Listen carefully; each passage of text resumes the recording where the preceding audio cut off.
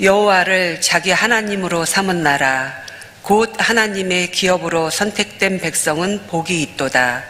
여호와께서 하늘에서 굽어보사 모든 인생을 살피시며 곧 그가 거하시는 곳에서 세상의 모든 거민들을 굽어 살피시는도다. 그는 그들 모두의 마음을 지으시며 그들이 하는 일을 굽어 살피시는 이로다. 많은 군대로 구원 얻은 왕이 없으며 용사가 힘이 세어도 스스로 구원하지 못하는도다. 구원하는 데에 군마는 헛되며 군대가 많다 하여도 능히 구하지 못하는도다. 여호와는 그를 경외하는 자 곧 그는 그의 인자하심을 바라는 자를 살피사 그들의 영혼을 사망에서 건지시며 그들이 굶주릴 때에 그들을 살리시는도다. 우리 영혼이 여호와를 바라며 그는 우리의 도움과 방패시로다. 우리 마음이 그를 즐거워함이며 우리가 그의 성호를 의지하였기 때문이로다.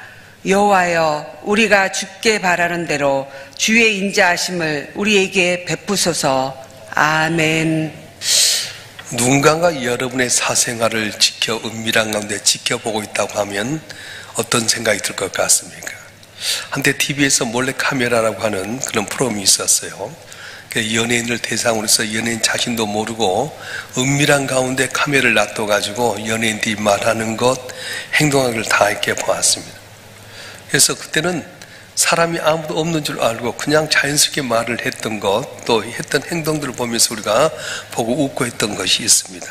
또 그분들이 생각하기에 좋은 일을 하거나 좋은 말을 했을 때 감동받은 적이 있었습니다. 우리가 살아갈 때 남은 모르지만 하나님이 우리를 보고 계신다는 거예요. 몰래 카메라 이야기하지만 하나님께서 은밀한 가운데 나도 모르는 사이에 내 말을 들으시고 내 행동을 보시고 갚아주신 하나님이시라고 하는 겁니다. 할렐루야. 옛날 어떤 고래 가난 농부가 농사를 지었는데 무 하나를 캔데 얼마나 크게 깨졌어요. 아이고, 이 물을 어떻게 하지? 그래, 온님에게 갖다 드려야 되겠다. 그래서 온님 덕분에 우리가 이렇게 농사를 잘 지었는데 이렇게 큰 무가 나왔습니다. 온님께 드리려고 합니다. 괜찮네, 자네가 다 드세요. 아닙니다, 온님 덕분에 이렇게 잘 됐습니다. 그래, 이방 혹시 뭐 줄 것 없는가? 창고에 어제 들어온 황소 한 마리가 있습니다. 그럼 그걸 주게나. 그리고는 이 착한 이 농부가 무 하나를 들여서 온님이 황소 한 마리를 받았어요. 근데 바로 옆집에 있었던 좀 악한 농부가 아니, 무 하나를 들여가지고 황소를 받아? 그럼 내가 내 집에 있는 황소를 갖다 드리면은 아주 그냥 우리 집 앞에 있는 털을 다 갖게 되겠네? 그렇게 생각을 하고 온님에 가서 온님 덕분에 내가 참 이렇게 황소를 잘 키웠습니다. 황소가 인물도 좋고요, 얼마나 씩씩하게 일하는지 모릅니다. 온님 덕분입니다. 온님 이것도 바치고 싶습니다. 아, 그래, 고맙네. 이방 혹시 뭐 줄 것 없는가? 어제 들어온 무가 있습니다. 그래가지고 무를 이렇게 바꿨다는 거예요. 똑같은 상황 같지만 착한 마음으로 했던 사람은 무 하나를 가지고 황소를 받은 반면에 악한 마음을 갖고 갔던 사람은 황소 한 마리 갖다가 무 받았다는 이야기입니다. 성경은 하나님께 우리 시간을, 우리의 인생을 보고 있다고 말합니다. 일거수일투족을 지켜보고 있다고 말씀합니다. 세계에서 가장 무서운 눈이 무엇입니까? 인공위성에서 다 우리를 보고 있는데 전능하신 하나님이 우리를 보고 계신다는 거예요. 한번 읽어볼까요? 오늘 본문 시편 33편 13절 14절 말씀 읽어보겠습니다. 시작. 여호와께서 하늘에서 굽어보사 모든 인생을 살피시며 곧 그가 거하시는 곳에서 세상의 모든 거민들을 굽어 살피신도다. 아멘. 오늘 또 33편 18절 말씀도 한번 보겠습니다. 시편 33편 18절 시작. 여호와는 그를 경외한 자 곧 그의 인자하심을 바라는 자를 살피사. 아멘. 주님 나를 보고 계신다는 거예요. 내 행동을, 내 모습을 다 보고 계십니다. 아담과 하가 죄로 말미암아 에덴 산에서 숨었습니다. 자기의 부끄러운 모습 들어서 가리웠습니다. 가리고 숨었는데 하나님이 아신 거예요. 아담아, 네가 어디 있느냐? 몰라서 모르겠습니까? 아담이 선악과를 따먹고 나서 자기의 부끄러움을 가리는 모습을 봤는데 그 가려봤자 무화과 잎으로 가려본 그것이 햇빛에 말라버리기 때문에 주님께서는 양을 잡아서 양으로 그의 부끄러움을 가리게 만들어 주셨어요. 죄를 짓고 숨었지만 주님은 다 알고 계신다는 겁니다. 그래서 우리가 기억해야 될 것은 바위에 숨든 수풀에 숨든 하나님은 어딘지 나를 향해서 눈을 들어보시고 지켜보신다고 하는 것입니다. 여러분이 하나님의 눈을 피할 것 같습니까? 히브리서 4장 13절에 보면 이렇게 말씀하시는데 한번 읽어보겠습니다. 히브리서 4장 13절 시작. 지으신 것이 하나도 그 앞에 나타나지 없음이 없고 우리의 결실을 받으실 이에 눈앞에 만물이 벌거벗은 것 같이 드러나느니라. 아멘. 우리의 모든 거 다 드러난다는 거예요. 엑스레이를 찍으면, CT를 찍으면, MRI를 찍으면 다 아니까 드러나는데 우리 10년 깊숙한까지도 하나님 앞에 다 벌거벗이 드러난다고 말씀하는 겁니다. 여러분, 우리가 신앙생활 때 중요한 것은 나를 보고 계신 주님, 나를 살피신 주님이라고 하는 것 사실을 알고 기억해야 됩니다. 우리 주님은 우리를 굽어 살피신 주님이라고 말씀합니다. 자, 시편 33편 13절 14절 말씀 한번 읽어볼까요? 시편 33편 13절 14절 한번 읽어보겠습니다. 시작. 여호와께서 하늘에서 굽어보사 모든 인생을 살피시며 곧 그가 거하신 곳에서 세상의 모든 검들을 굽어 살피신도다. 아멘. 굽어 살피신다. 그런데 하나님 두려운 하나님이 아니십니다. 벌주기 위해서 있는 것이 아니라 우리의 어려운 모습, 우리의 힘든 모습을 도우시기 위해서 주님께서는 우리를 살펴보시다고 말씀하셨어요. 자, 로마서 8장 26절 뭐라고 말씀합니까? 시작. 이와 같이 성령도 우리 연약함을 도우시나니 우리 마땅히 기도할 바를 알지 못하나 오직 성령이 말할 수 없는 탄식으로 우리 위하여 진히 간구하시느니라. 아멘. 그렇습니다. 우리를 보고 계신 하나님 앞에 우리 신앙의 두 가지를 가지고 있어야 할 대체는 두려운 마음과 두 번째 감사하는 마음이에요. 아, 하나님 나를 보고 계시는구나. 말하나 행동하나 조심하라는 거예요. 두려워해라. 아무도 안 듣는 것 같지만 하나님 듣고 계시고 아무것도 안 본 것 같지만 하나님 보고 계시기 때문에 내가 행동하는 것 말하는 것 하나하나를 조심하고 두려워해라. 또 한 가지는 나 같은 것 부족한 걸 위해서 하나님이 두루 살피시고 도와주려는구나. 이거 보면 감사라고 하는 거예요. 이스라엘 백성들이 바로의 억압에 의해서 너무 힘들어할 때 하나님 보고 계셨어요. 아들 낳으면 죽여라. 홍해바다에 내놓고 죽여라. 국고성을 쌓게끔 만들고 벽돌을 만들고 아침부터 저녁까지 너무 힘들게 하는 걸 보면서 하나님께 모세를 보내셨어요. 힘이 끈한 능력이 있는 것 아닙니다. 80세 된 모세. 오직 지팡이 하나 된 내가 너와 함께 하리라. 네가 내 민족을 건져내라. 그래서 하나님께 보잘것없는 모세 지팡이 하나 들고 있었지만 보고 계신 주님께서는 이스라엘 백성의 고난을 보시고 모세를 보내서 바로의 간담을 선케 하시고 그리고 이스라엘 백성을 출애굽하는 편을 올려주셨습니다. 하나님은 당신의 택한 백성을 지키신 하나님입니다. 이스라엘 백성이 애굽에 있을 때 애굽 사람이 있는 곳에는 흑암이 있었지만 이스라엘 백성이 있는 곳에는 빛이 있었습니다.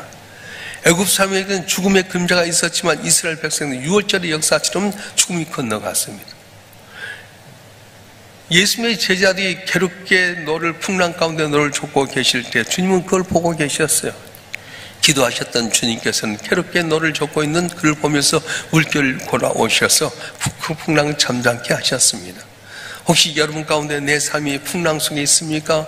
괴롭게 너를 쳐도 정말 누가 나 건지지 못한다고 하십니까? 그런데 알아야 할 것은 나를 굽어 살피신 주님께서 내 형편가치를 아시고 때를 맞춰서 오셔서 도와주시고 건져 주신다고 말씀하신 거예요. 할렐루야.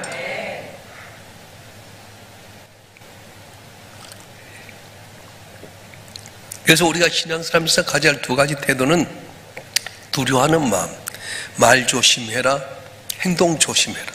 교회 문제가 어디서 나타나면 말이잖아요. 말 때문에 문제가 생기는 거예요. 행동도 문제입니다. 겉은 거룩한 척 하지만 안에는 자기의 사리사욕 갖고 자기 이득 갖고 사는 것 두려워해라.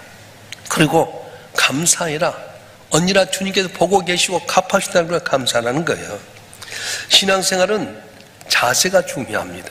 순수한 하나님에 대한 열심을 갖고 살 때 하나님 보시고 갚아주시는데, 전에 10대들의 쪽지에 나오는 조연석 변리사, 지구특허 법률사무소의 조연석 변리사의 이야기를 본 적이 있었어요. 그 책을 다시 한번 보면서 제가 참 감동받고 눈물을 흘렸는데, 그걸 그대로 한번 제가 읽어드리겠습니다. 난 1958년 충북 진천의 피난민들만 모여 사는 작은 마을에 태어났다. 내가 예수를 믿었던 동기는 하나님께서 아버지의 병을 낫게 해줄 것이라는 믿음 때문이었다. 초등학교 5학년 때 1년 동안 하루도 빠지지 않고 새벽교를 다녔다. 겨울엔 어깨까지 쌓이는 눈을 삽으로 파헤치며 한 발짝씩 건너뛰며 교회가 기도했다. 그러나 5학년 겨울방학, 설날을 13일 앞둔 날 통곡하는 맏아들인 나와 어머니 두 동생을 남겨두고 아버지는 세상을 떠나셨다. 아버지가 돌아가신 지 2달 후 문교부 장관상을 탔다. 상을 탄 후 아버지 말없는 눈빛이 그리워 많이 울었다. 고등학교 시절 내내 매를 때려줄 수 있는 아버지가 있다면 얼마나 좋을까 하는 생각도 했다. 청주 고등학교는 당시 지방 명문고 중 하나였다. 청주고 동기 중 판검사와 의사와 약사, 교사가 200명은 넘을 것으로 여겨진다. 지구특허 법률사무소를 설립하고 얼마 지나지 않아서 우연히 만나게 된 동창이 자네 학교 다닐 때 공부 잘 못했잖아. 그렇게 말했다. 난 잠시 당황했다. 각종 시험에서 수석을 놓쳐본 적이 없는데 공부를 못했다고 말하니, 공과대학 수석 입학, 공과대 수석 졸업, 교양감으로 수강한 가정학원론의 점수가 잘못 기재된 것만 아니라면 졸업생 전체 수석도 할 수 있었다. 그런데 그 친구의 말을 듣고 24년 전을 해고해보니 고등학교 때 나는 공부를 잘한 편은 아니었다. 잘해야 전교 100등 남짓했던 것으로 기억된다. 400등을 넘어간 적도 한두 번 있었다. 야구부와 육상부와 밴드부, 미술부 등 특기생을 제외하고 400등을 넘으면 실질적으로 꼴찌에 해당되는 성적이었다. 그동안 난 늘 1등이었던 착각 속에 샀던 것 같다. 3년 연이어 대학 시험 실패로 군대에 입대했다. 제대 후 다시 대학에 가기 위해 집중적으로 공부한 기간은 2개월 정도에 불과했다. 그런데 고등학교 1학년 교재를 펴면 8년 전 고등학교 선생님의 제수한 농담도 다 생각이 났다. 예수를 영접한 후 하나님께 내게 특별한 은사를 주셨다. 한 번 읽은 것은 모두 암송할 수 있었다. 공과대 수석 입학, 6년간 수업료 전액 면제와 매달 20만 원씩 학비 보조금 수여 등을 통해 꼴찌에 해당되는 나는 인략 수석의 자리에 앉게 되었다. 대학교 2학년 1학기를 마치기 전에 졸업할 때까지 필요한 그 모든 과목을 공부했다. 그리고 기술 고등고시가 있다는 걸 알았다. 어떤 유형의 시험인지 몰랐지만 필요한 과목을 열심히 공부했다. 공부를 시작한 1984년 1차 시험에 합격했다. 합격 여부를 확인하고 이렇게 기도했다. 주님, 제가 주일에는 공부하지 않고 하나님만 섬기겠습니다. 대신 제가 고시에 합격할 수 있게 해주세요. 어렵던 고시 준비 기간이 지나고 2차 발표를 날, 그러나 합격자 명단에서 내 이름을 찾을 수가 없었다. 순간 하늘이 캄캄해졌다. 마음이 정돈된 뒤 다시 기도드렸다. 주님, 주일에 공부해서 고시 합격한다면 오히려 주일을 지키고 떨어진 편을 택하겠습니다. 하지만 주님 1등으로 합격하게 해주세요. 기도 결과는 87년 23회 기술 고등고시 수석 합격으로 나타났다. 1979년부터 나는 주일 예배 시간을 반드시 지켰다. 군 복무 중이던 1981년 팀 스프리트 훈련으로 한 달 동안 야영을 했다. 야영 현지에 있는 교회를 찾았다. 그리고 상사에게 예배 시간 잠깐 참석하고 돌아오겠다고 하자 수용되지 않았다. 그래도 나는 그럴 수 없었다. 예배를 드리고 부대에 복귀했다. 상사가 나를 불렀다. 그는 실탄을 장전한 권총의 안전장치를 푼 후 내 머리를 겨눴다. 지금은 전시에 준하는 상황이야. 전시의 명령을 어기면 직결처형을 당해도 할 말이 없어. 죽고 싶나? 이 일이 있은 후 나는 한 번 결심하면 반드시 하는 병사로 불렀고 오히려 신뢰를 얻었다. 주의를 지키는 일은 직장에서도 계속됐다. 한 번은 유럽에 출장을 갔다. 그곳에서 일을 마치고 미국으로 가려고 했지만 여의치 않아 일주일 안에 출장 마칠 수 없었다. 난 대서양을 가로질러 6시간이면 도착할 수 있는 미국을 앞에 두고 13시간 동안 비행기를 타고 한국으로 돌아와 주일 예배를 드렸다. 그 19시간 동안 비행기를 타고 미국으로 갔다. 특허청을 그만두고 특허 법률 사무를 차린 어느 수요일 외국인 고객을 만났다. 지금은 한 달에 서너 명씩 외국이나 기업의 대리인 변리사나 변호사를 만나지만 그때만 해도 1년에 몇 명 정도 외국인을 만났다. 적자를 면치 못한 때였다. 하나님께 보내주거나 하면서 감사했다. 중요한 고기를 삼아야 했기 때문에 신중을 기했다. 한정식 집으로 자리를 옮겨 날씨 이야기, 신상이 가는 이야기를 나누고 있었다. 그때 수요 예배를 드려야 한다는 생각이 들었다. 특허청을 그만두면서 했던 결심이 떠올랐다. 모든 예배를 드리겠다는 약속이었다. 마음속으로 갈등하면서 내 입은 하나님께 예배드리기 위해 그만 헤어져야 한다고 말하고 있었다. 외국인 고객의 얼굴이 일그러졌지만 어쩔 수 없었다. 예배를 드리기 위해서 서울에서 천안으로 내려온 동안 마음속에선 수많은 전쟁이 일어났다. 상담만 잘 되면 15원 정도는 벌 수 있는데 아니야, 하나님 편에 서야 돼. 그리고 교회에 도착하면 난 통곡하며 기도했다. 하나님, 사람을 만나는 일을 하늘 만나는 것보다 더 소중히 여기며 고민했습니다. 용서해 주세요. 통곡했습니다. 그리고 하나님께서 내게 복을 다하사 지경을 넓혀 주셨다. 하나님께 조금만 잘해도 말할 수 없는 은혜로 가득 채워주신다. 중고등학교 시절은 시험 공부하느라 예배 시간에 소홀하기 쉽다. 먼저 하나님께 드리는 예배 시간을 구별해 드리고 공부하자는 마음을 가져보라. 그리고 행동으로 실천해보라. 하나님께 나머지 시간들에 갑절의 지를 다하실 것이다. 나의 짧은 간증이 여러분 작은 도전이 되길 바란다. 10대들의 쪽지에 나오는 조연석 변리사 지구특허 법률사무소 소장의 이야기입니다. 여러분 감동되지 않습니까? 내 힘대로 사는 것 아니라 주님 위해 살겠습니다. 모든 예배에 빠지지 않겠습니다. 그래서 주일 예배 본교에서 드리기 위해서 유럽 출장 갔다가 일주일 만에 돌아오기 어려우니까 다시 한국에 돌아와서 예배 드리고 무려 19시간을 거쳐서 미국 가서 예배 드린 그 모습.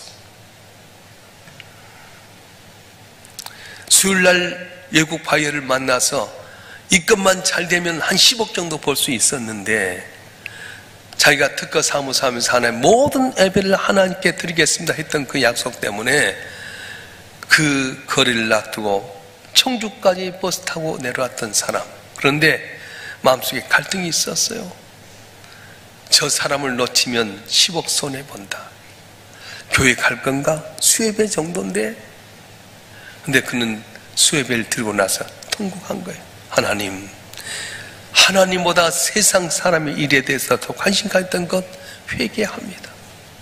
만약에 여러분이 하나님이라면 어떻게 할 것 같습니까? 우린 주일날 예배도 낮 예배 드렸다고 서로 모임 갔다 저녁 예배도 땡치고요. 수예배는 당연히 안 나오게 되고요. 토요일날 온 가족은 그때 마음 달라지게 되고. 여러분이 하나님이라고 한다면 과연 복을 주시겠습니까? 어떤 것 같습니까? 감찰하신 하나님. 사람이 다 자기 나름대로 이야기하지만 보고 계신 하나님은 갚아주신다는 거예요. 예수님이 예루살렘에 올라갈 때 좌우에 있는 제자들은 다 올라가서 한자리 하려고 합니다. 야고보와 요한은 자기 어머니 살로메를 통해서 올라가시고 내 아들 주님의 좌편에 우편에 앉게 해달라고 서로 씩씩거리고 싸웁니다. 그런데 마리아는 언제나 주의 말씀을 듣는 가운데 주님이 올라가는 자리는 고난의 자리, 십자가의 자리구나. 자기 결혼 지참금으로 마련했던 옥합을 깨뜨려서 주의 발에 붓습니다. 머리털로 주님의 발을 닦는 가운데 눈물을 흘립니다. 예수님의 마음을 아는 사람은 말이 하나뿐이었습니다. 그때 가룟 유다가 말합니다. 왜 비싼 것을 허비하였느냐? 저희를 괴롭게 하지 말아라. 날 위해 좋은 일을 했느니라. 사람 모르지만 하나님 아신다는 거예요. 오늘 우리가 코로나 팬데믹 이후에 신앙생활을 너무 어정쩡할 때가 많습니다. 보고 계신 하나님인데 여러분이 하나님이라면 어떤 사람 복을 주시겠습니까? 몰래카메라, 인공위성을 통해 다 다 보고 있어서 이렇게 하는 이 시대 속에 더 정확하게 우리 심령 골수까지 알고 계신 주님 앞에 내가 어떤 자리에 있어야 되겠습니까? 신앙생활 잘해야 됩니다. 예수 잘 믿어야 됩니다. 이 정도 믿어갖고는 여러분 안 됩니다. 우리 신앙의 선배들은 배우지 못했습니다. 가난했습니다. 어려웠습니다. 그런데 주님 앞에 나와서 정말로 얼마나 정성들여 철야하지, 금식하지, 교회가 원한다면 내 몸 들여서 집 팔아서 다 하지. 그래서 우리가 복받았지 않습니까? 근데 지금 우리는 어떻습니까? 자기 합리화에 빠져버렸어. 그때 달라요. 정신 차려야 됩니다. 감찰하시는 하나님, 보고 계신 하나님 앞에 우리가 두 가지 자세가 필요한데, 두려워하는 마음을 가져라. 내가 말하는 거 다 듣고 계신다. 내가 하는 거 다 보고 계신다. 그래서 내가 주님 앞에 두려운 마음으로 서서 신앙생활 해라. 또 하나는 감사하는 마음으로 해라. 내가 보고 있는 거, 내가 하고 있는 거 다 알고 계신다. 갚아주는 하나님이시다. 사랑하는 성도 여러분, 예수 잘 믿길 주님을 축원합니다. 내 생각으로 가득 차면 주의 말씀이 들어오지 않습니다. 내 인간의 계획 갖고 몸부림쳐 보십시오. 말로 구원 얻지 못하고 군사로 나를 지키지 못한다고 말씀하셨어요. 오직 예수의 말씀 붙들고 주님 바라보면서 날 위해 십자가에 못 박혀 죽여 희생하신 주 앞에서 내가 마음과 뜻과 정성을 다하면 보고 계신 하나님, 감찰하신 하나님께서 상상치 못할 놀라운 복을 준다고 말씀하셨는데, 2025년도는 정말 주님 앞에서 마음과 뜻과 정성을 다해서 충성한 우리 모두가 되었으면 좋겠습니다. 할렐루야.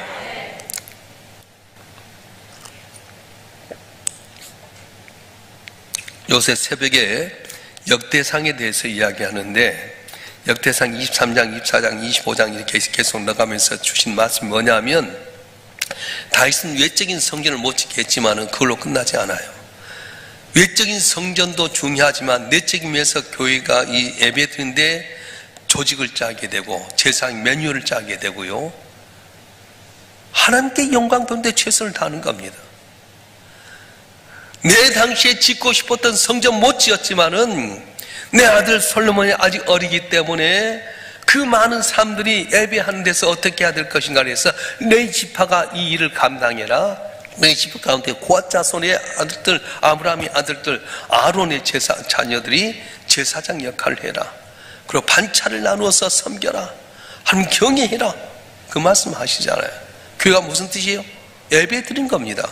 하나님께서 베푼 은혜를 기억하고 감사하는 건데 너무 코이노냐 친교에 빠져가지고 잘못할 때가 많아요. 난 우리 여성교나 권사에게 부탁하고 싶은 것은 어떤 바자이다, 여성교 올레다 해서 그것에 너무 집중해가지고 우리가 간 예배 드리고 나서 본당 청소할 때 예배한 데 집중해야 할 텐데 그걸 소홀히 하면 좋지 않아요. 예배한 데 집중하고 베푸신 은혜를 기억하고 감사하는 마음으로 먼저 우선순위를 전하게 되면 거기에 복을 주시는데, 우리 성도들 한 분 한 분 우선순위를 올바로 알아서 감찰하신 하나님 앞에 복을 받는 귀한 성도들 되길 주님으로 축원합니다. 축원합니다. 할렐루야. 따라서 합시다. 아멘은 내 신앙의 고백이다. 아멘은 내 신앙의 고백이다. 할렐루야. 믿음 갖고 승리하는, 올해는 하나님께 여러분 복 주지 않고는 견딜 수 없는 그런 마음으로 살아가서 하나님께 영광을 돌리고 여러분 삶은 행복과 기쁨 넘치는 복된 삶이 되었으면 좋겠습니다. 우리 다 같이 두 손 들고 통수로 한번 기도하십시다. 나는 정말 하나님이 보시기에 아름다운 믿음의 삶을 살고 있는가? 내 말하는 거, 행동하는 거, 두려움 속에서 말하고 행동하는가? 나같이 보잘것 없는 거 지킨 하나님 앞에서 내가 감사함으로 하는가? 나는 옥합을 깨뜨린 마음으로 살고 있는가? 하나님 아들 예수의 십자가에 못 박힌 내어주신 하나님인데 나는 과연 주 앞에 어떻게 살고 있는가? 하나님 영화롭게 하는데 최선을 다하는 저희가 되게 해달라고, 감찰하신 하나님께 날 보고 복 주시는 귀한 역사 있게 해달라고 주여 삼창하고 통수로 기도하겠습니다.